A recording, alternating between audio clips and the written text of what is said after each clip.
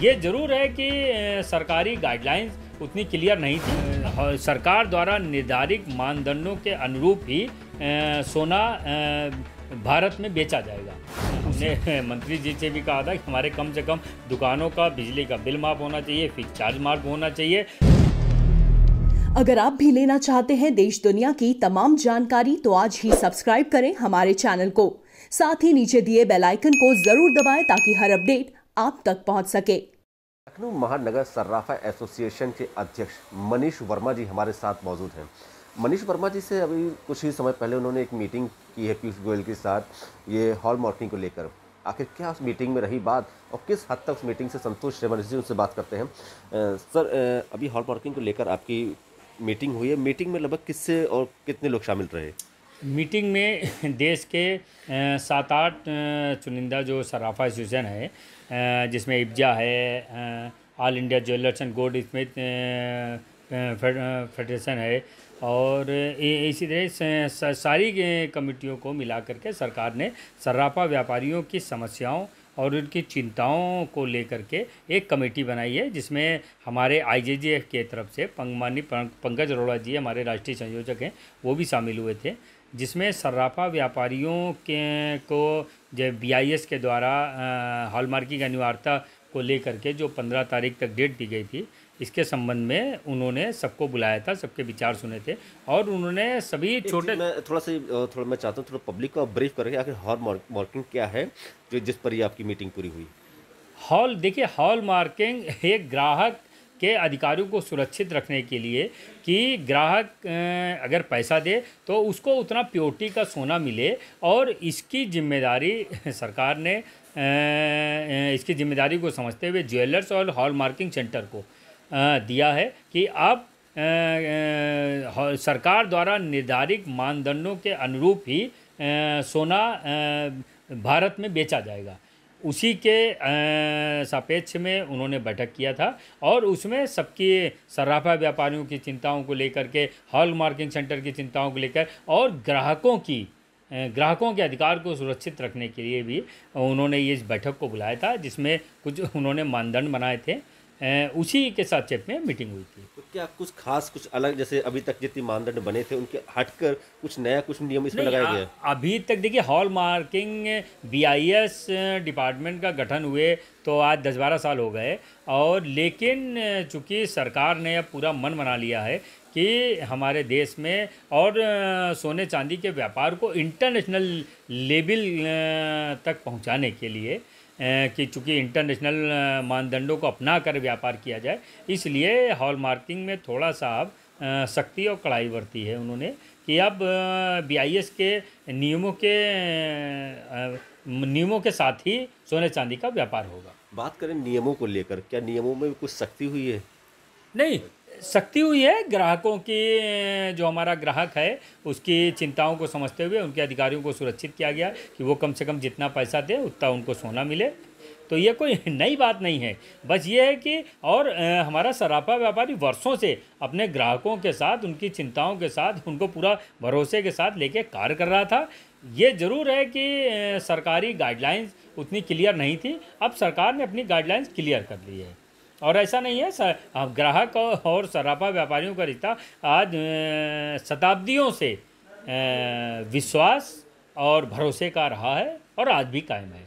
Meeting में जो hall marking को लेकर जो बात हुई थी उसमें बताया जा रहा था नोटिफिकेशन को लेकर, अभी तक नोटिफिकेशन नहीं आपके पास पहुंची किसी चीज़ को? नहीं, विगत पिछले हफ्ते हम लोग की माननीय पीयूष गोयल जी के साथ कुछ चिंताओं के साथ सराफा व्यापारियों की सराफा जो उनके नामित किया है, तो उनके साथ एसोसिएशन के प्रमुख अध्यक्षों के साथ एक बैठक हुई थी और जिसमें उन्होंने हमारे कुछ सुझावों को मानते हुए बहुत सी गाइडलाइनों में चेंज कर दिया था। जैसे हमारी हॉल मार्किंग जो था पहले एक फ़ीस के साथ और 5 साल के लिए होता था और हर 5 साल बाद हमको उसको रिन्यू कराना पड़ता था। सरकार ने उस चिंता को समझते हुए कि ये इसको एक लाइसेंस सिस्टम में बना करके कि एक बार ले लिया वो आजीवन चलेगा, तो और दूसरा उन्होंने उस फीस को भी माफ़ कर दिया, क्योंकि सरकार का मुख्य उद्देश्य कोई पैसा कलेक्शन करना नहीं है। सरकार का मुख्य उद्देश्य कि ग्राहकों की ग्राहकों के अधिकार को सुरक्षित करना था। देखिए पोर्टल में देखा जाए तो अभी भी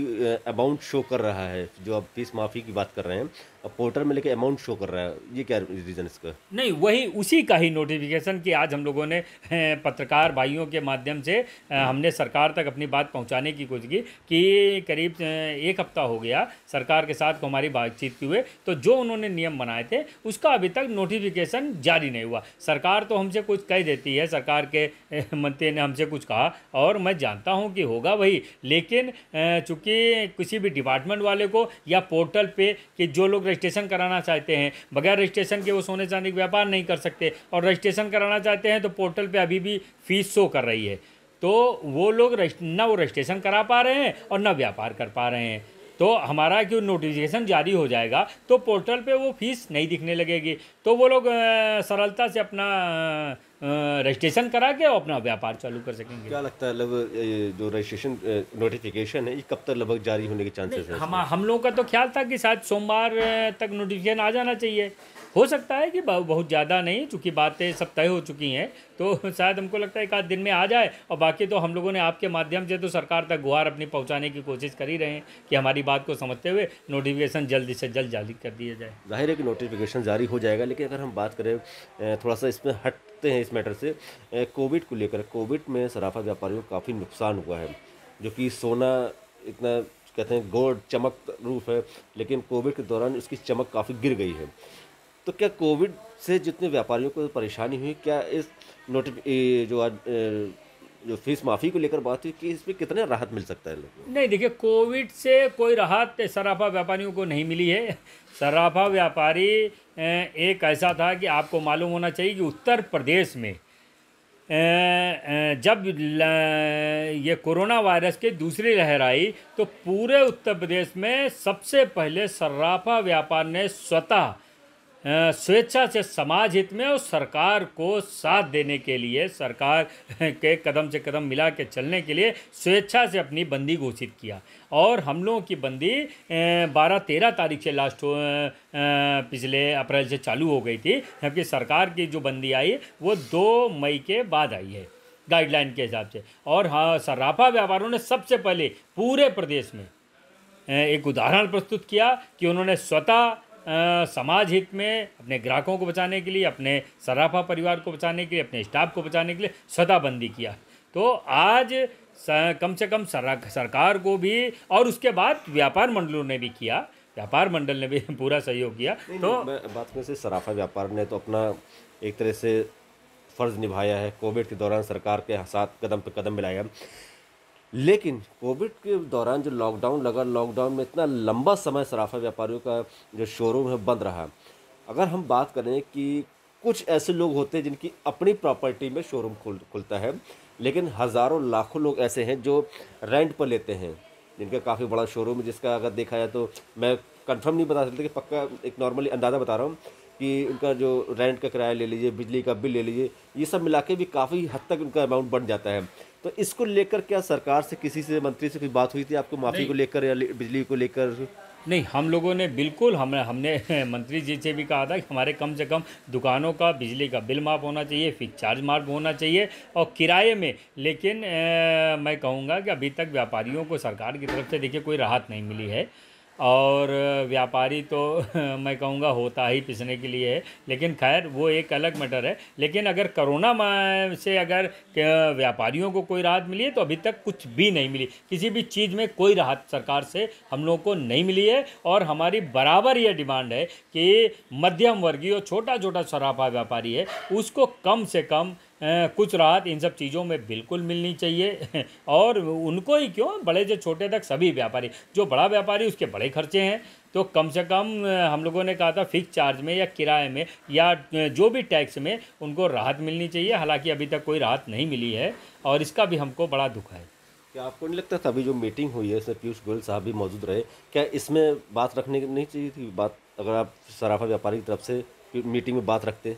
तो शायद कुछ वो काम बन जाता है। नहीं, देखिए वहाँ तो बात हम लोग सेंट्रल गवर्नमेंट से करने गए थे, जहाँ की बात पूरे भारत देश की। और जो हमारा बिजली का बिल है या और भी किराए के, तो ये तो चूँकि स्टेट गवर्नमेंट की बात है, तो ये बात तो हमने यहाँ के अपने मंत्रियों से और यहाँ मुख्यमंत्री तक पहुँचाने की पूरी कोशिश किया, और हमारे व्यापार मंडलों ने पहुँचाई भी है। क्या कुछ इसमें रिस्पॉन्स क्या मिला नहीं, यहाँ कोई लखनऊ अभी से? तक कोई रिस्पांस नहीं मिला है। अभी तक सरकार की तरफ से कोई रिलीफ का कोई रिस्पांस नहीं मिला हम लोगों को। शुक्रिया बात करने के लिए। जाहिर है शराफा व्यापारियों ने देखिए जैसे बताया कि कदम से कदम मिलाकर लॉकडाउन ने पूरा साथ दिया, लेकिन उन्हें किसी तरह की सरकार की तरफ से कोई मदद नहीं मिली। और बाकी मैं भी अपनी प्रभात साक्षी टीम की तरफ से तो सरकार से विनती इतना ज़रूर करूँगा कि कम से कम लाइट को लेकर, बिजली बिल को लेकर सराफा व्यापारियों को ज़रूर मदद पहुँचाएँ। देवेंद्र प्रताप सिंह, प्रभात साक्षी, लखनऊ।